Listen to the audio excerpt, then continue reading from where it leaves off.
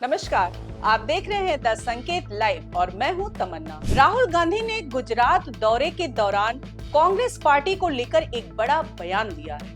उन्होंने खुलकर स्वीकार किया कि गुजरात में कांग्रेस पार्टी के अंदर दो गुट है और उनमें से आधे लोग बीजेपी से मिले हुए हैं। तो आइए जानते हैं राहुल गांधी ने और क्या कहा। लोकसभा में विपक्ष के नेता और कांग्रेस नेता राहुल गांधी ने गुजरात दौरे के दौरान पार्टी की कमजोरियों पर खुलकर बात की।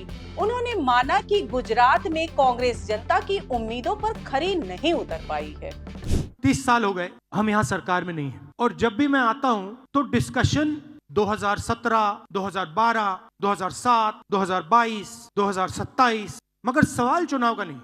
जब तक जो हमारी जिम्मेदारी है उसको जब तक हम पूरा नहीं करेंगे, गुजरात की जनता हमें चुनाव नहीं जिताएगी। जिस दिन हमने अपनी जिम्मेदारी पूरी कर दी उस दिन मैं आपको गारंटी करके कहता हूं कि गुजरात के सारे लोग कांग्रेस पार्टी को अपना समर्थन दे देंगे। गुजरात फंसा हुआ है, इसको रास्ता नहीं दिख रहा। गुजरात की कांग्रेस पार्टी उसको रास्ता नहीं दिखा पा रही। मैं ये बातें डर कर नहीं बोल रहा हूँ, लेकिन सच्चाई यही है। राहुल गांधी ने अहमदाबाद के जेड हॉल में करीब 2000 कार्यकर्ताओं को संबोधित किया। उन्होंने कहा कि गुजरात में कांग्रेस की लीडरशिप में दो तरह के लोग हैं, एक वो जो जनता के साथ खड़े हैं और दूसरे जो जनता से कटे हुए हैं और जिनमें से आधे बीजेपी से मिले हुए हैं।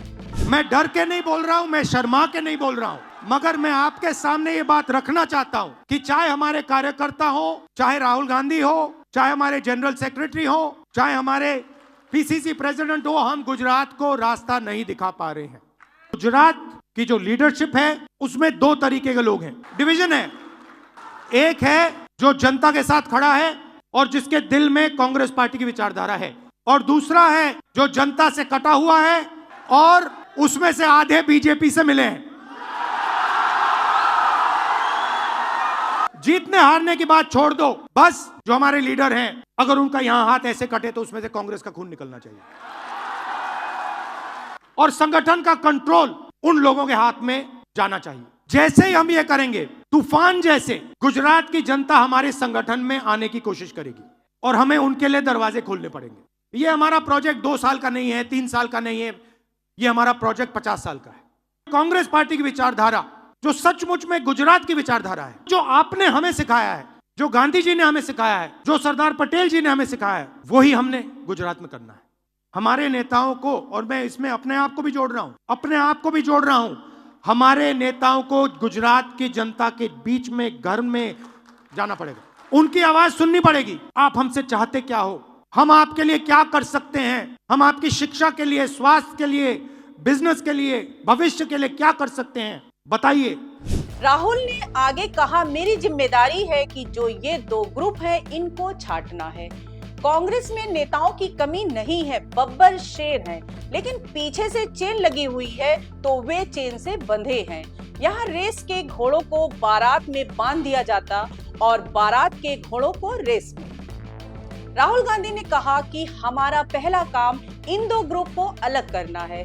अगर हमें सख्त कार्रवाई करनी पड़े, 30-40 लोगों को निकालना भी पड़े तो निकाल देना चाहिए।